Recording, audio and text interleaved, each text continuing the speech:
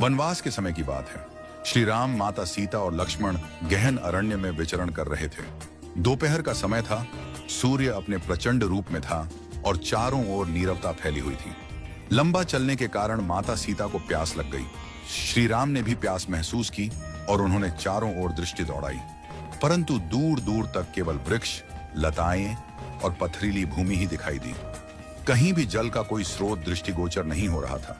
भगवान श्री राम ने नमन करते हुए प्रकृति से प्रार्थना की, हे प्रकृति माँ, यदि कहीं पास में जल स्रोत हो तो कृपा करके हमें उस ओर मार्ग दिखाइए। इतने में एक सुंदर और शालीन मयूर वहां आ पहुंचा। उसकी आंखों में विनम्रता थी और मुख से प्रेम टपक रहा था। उसने नतमस्तक होकर श्री राम से कहा, प्रभु, यहां से कुछ दूर एक जलाशय है। यदि आप आज्ञा दें तो मैं मार्गदर्शक बनकर आपको वहां तक ले चलूं। श्री राम ने मुस्कुराकर कहा, प्रिय पक्षीराज, यह तो अत्यंत पुण्य का कार्य है, परंतु तुम इतने चिंतित क्यों हो?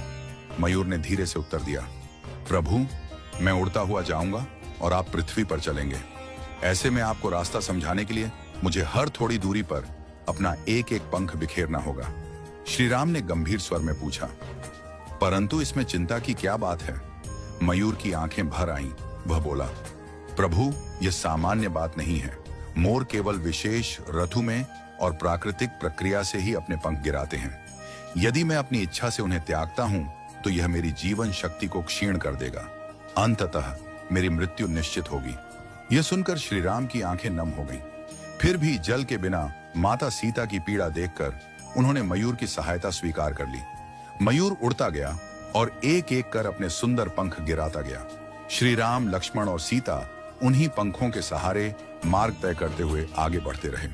जब वे जलाशय तक पहुंचे तब मयूर थककर भूमि पर गिर पड़ा।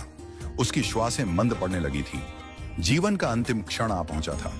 उसने भगवान श्री राम की ओर देखकर कहा, प्रभु, आप वही हैं जो संसार की तृष्णा मिटाते हैं। आज मुझे इस पुण्य का सौभाग्य मिला कि मैंने आपकी तृष्णा मिटाने में योगदान दिया।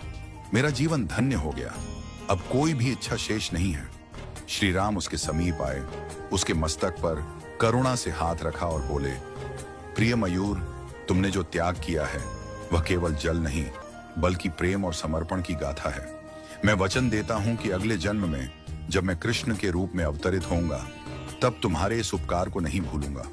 मैं तुम्हारे पंख को अपने सिर पर धारण करूंगा ताकि यह संसार सदा तुम्हारे त्याग को याद रखे। कहते हैं कि जब भगवान विष्णु ने द्वापर युग में श्री कृष्ण रूप में अवतार लिया तब उन्होंने मस्तक पर सदैव मोरपंख धारण किया। वह पंख कोई साधारण आभूषण नहीं था, वह एक आनंद की पूर्ति थी, एक पक्षी के समर्पण, प्रेम और सेवा का सम्मान।